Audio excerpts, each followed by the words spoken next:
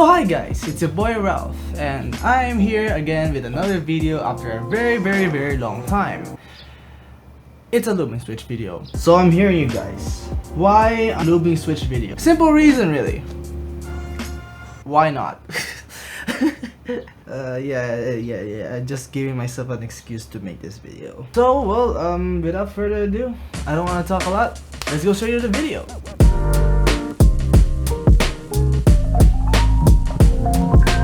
So the absolute two must-haves for lubing switches is a brush and the lube that you're going to use. In my case, it is Cartox 205G0. Basically, those two is the bare minimum that I could use. I don't usually recommend stopping here, but it is the bare minimum. If you want to spend a bit more, which I highly recommend, you need to have a stem holder, some oil lube like Cartox GPL 105, a switch opener, angle tweezers and straight tweezers, and a Ziploc bag.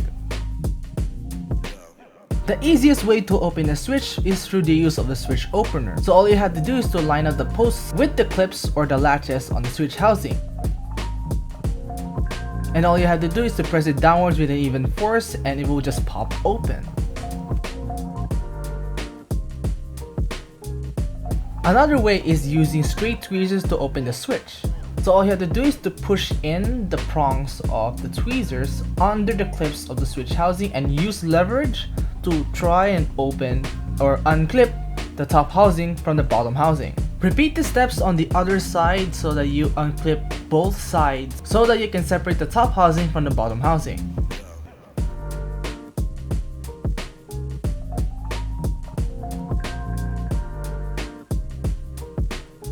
Assuming that you still don't have tweezers for some reason, you can still open them, you just have to use a screwdriver. So what you can do is to unclip each clips one by one on each side. Once you press it hard enough, it will basically just come apart.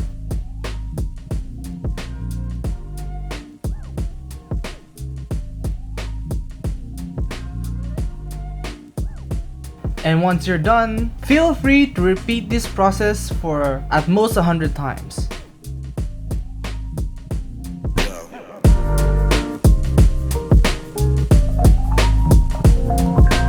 So now let's talk about the easiest part of lubing a switch, which is pretty much lubing the springs. Because we bought the oil lube, which is the Cartox GPL 105, we are going to take advantage of a lubing technique called bag lubing. And this is when we're going to use the Ziploc bag. So the first step in bag lubing is that you have to put all the springs inside the Ziploc bag.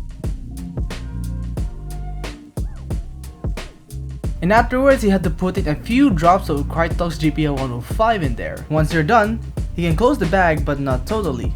You are going to leave a hole there so that you can blow air into the bag and then you can shake the bag afterwards.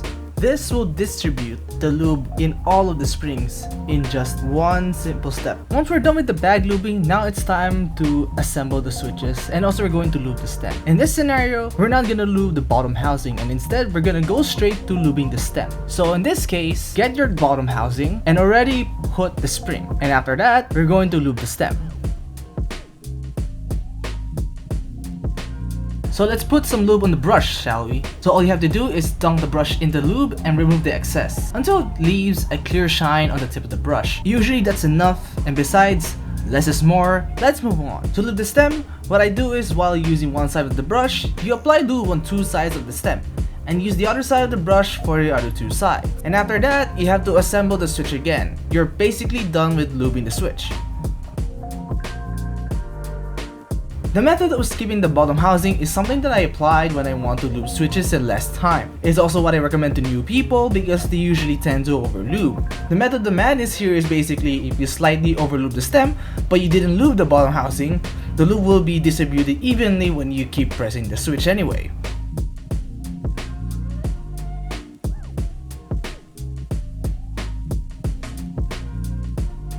Once you're done, repeat all steps for at most 100 times. Wait a minute. Alright, I need films.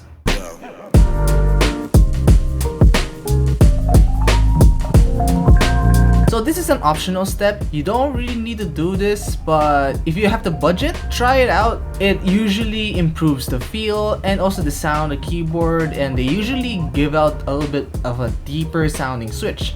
You know, the thought, as everyone would say. I recommend getting tweezers for this, so pull the switch films out of the pad.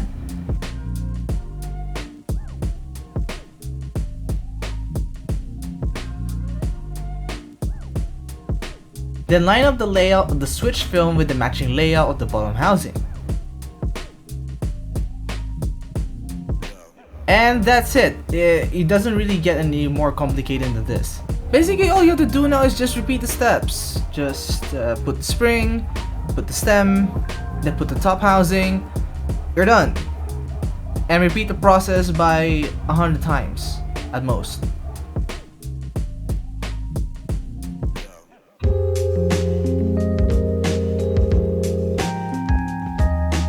I have only one final thing to say before I end this video, is that take your time. Lubing switches for a 60% keyboard can take a while, maybe at least 2 to 4 hours to lube like 60 switches, and that's in total.